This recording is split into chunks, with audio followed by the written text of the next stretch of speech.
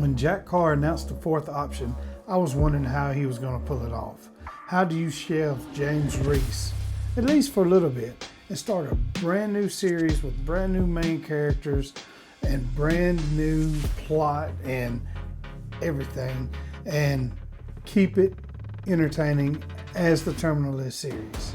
Well, I can promise you one thing. Chris Walker is not James Reese. And that's why this book works. What's up, everybody, and welcome back to my channel full of reads. Before I get into this little bit of a summary, there's going to be one major spoiler, I think. I want to tell you a little story about when Jack Carr was on his book tour. He stopped off in Franklin, Tennessee. It's an hour and a half north of here. No brainer. You go up there and you get a free copy of a book. He gives a little speech and you get your picture took with him. And the picture is going to be showed here, where, here, there, wherever. But the speech was awesome. I mean, just being in there with that dude. I mean, it was a sold out crowd. But just being in there with somebody you admire, somebody you look up to, somebody who's done so much good in this world. It was pretty special event. So, but anyway, he gives a speech. We get our book when we go in. He gives a speech, and all stand in line to get our picture took with him and say hi to him. So it was my turn. I got up there to him, and I told him, I was like, man, I can't wait to read this book. I said, I used to be a heavy reader a long time ago, and I just kind of fell away from it. I kind of stopped reading for a few years, maybe one or two books a year, if that. And I said I read the Terminal List, and it sparked me. That's what really sparked me from starting to read again. And I thanked him for it, and I said, I had already ordered the book, the fourth option, but with this ticket, you get a signed copy. And I said, I'm going to give it to my stepdad. My stepdad was the one that really got me into reading in the first place for funsies. And I said, he's a Vietnam vet. And I said, I'm just going to give him the book. I mean, he enjoys your books too. And it would have been cool if he had showed up, but it is what it is. And he's like, oh man, I appreciate it. Real nice, real humble guy. And I was toward the end of the line, and he was still just like super excited to meet everybody. So I told him about my stepdad being a Vietnam vet, and he's a big reader and all that. So he reached in his pocket and pulled out a challenge coin. And it was a challenge coin that they made up for the fourth option. He shook my hand, and he gave me the coin and told me to give it to my stepdad and thank him for his service. So somebody at that caliber, says thank you to my stepdad. It was amazing. It was a special moment and something I'll never forget. One of the biggest things that I was worried about in this book, that I don't say worried about, I was just curious about how he was going to differentiate, if that's even a word, Chris Walker from James Reese, because they both have similar backgrounds. They're both SEALs, ex-SEAls. They are both capable.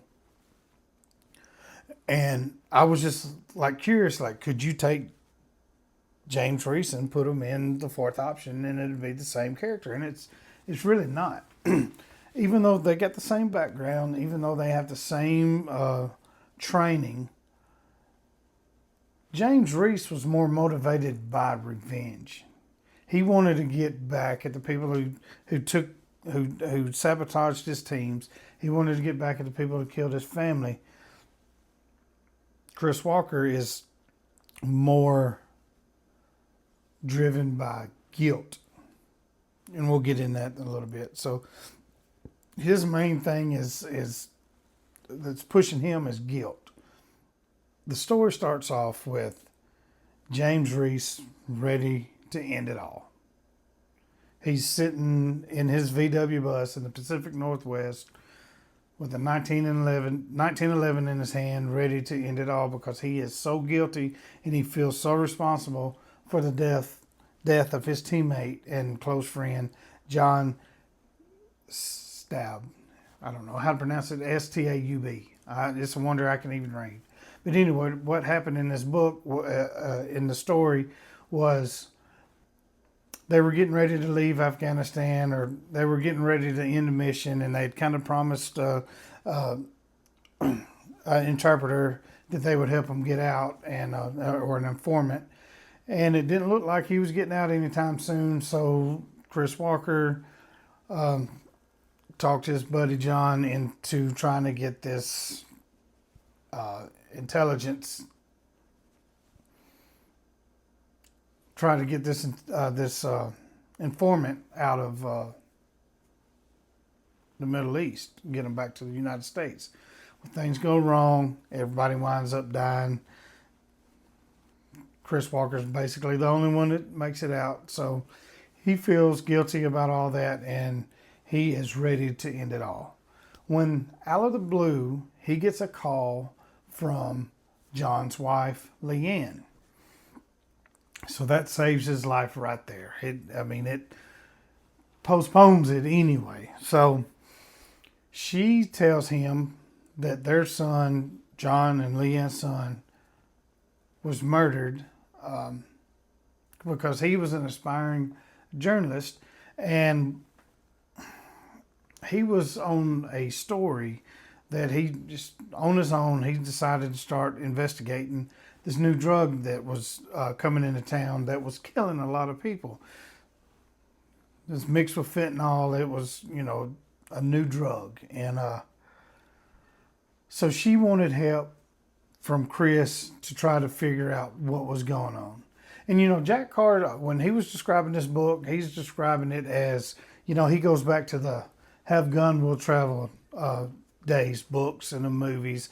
The lone hero riding in at sunset and riding out at sunset and coming in and laying justice down and leaving town. And that's where he is drawing inspiration for the fourth option.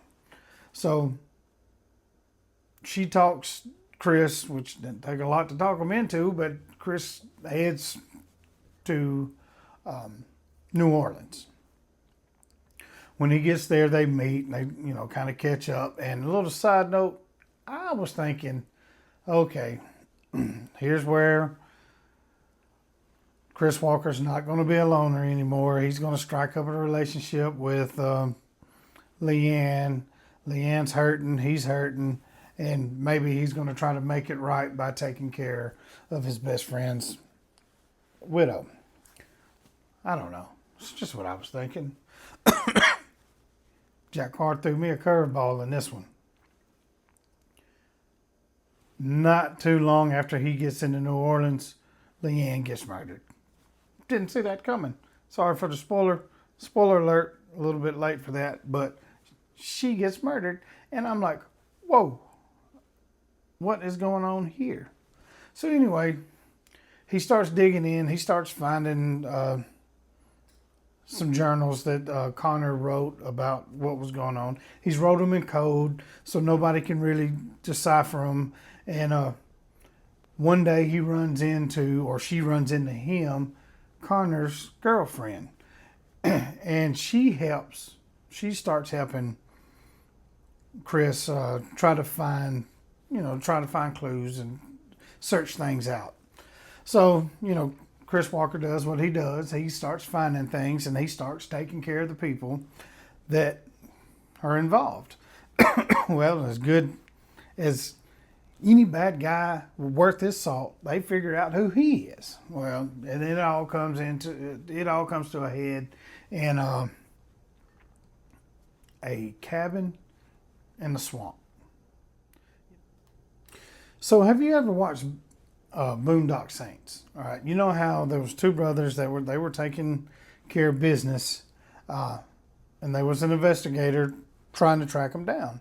But then they realized after a certain point that they were taking care of the bad guys, and they were taking care of the criminals, and they were trying to decide whether there was another cartel taking over, or whether it was good guys that was really trying to do right. And this is kind of the same thing. He had some people that was investigating, and then they realized that, especially when they all wound up at the cabin together, that Chris Walker was, even though he was taking care of business, he wasn't the bad guy in the whole situation. So this book is full of action. It's full of drama. It's a thriller, and it is a page turner, just like everything else that Jack Carr has ever put his name on. It's great. Jack Carr is my favorite author of right now. People that's constantly putting out books. He is my favorite, and it's going to be hard to top him. So if you've read this book, tell me what you think in the comments. If you like the video, please like it. Help me out a little bit. But like I said, Jack Carr he's my favorite author out right now, and everything he's doing is gold to me. And I'm doing this review a little late. He had just announced, I think yesterday, today is June 17th, I think yesterday on the 16th, he announced his new James Reese book, which will be out next year, 2027. State of Exile? State of Exile? Exile? State of Exile. I believe the name of it. I could say, man, I don't know. I don't even know why I try to read books, because I can't pronounce anything. I can read better than I can talk. That is for sure. But I hope you liked the video. Please give it a like. Please subscribe if you see any kind of goodness in what I'm doing. And until next time, peace out.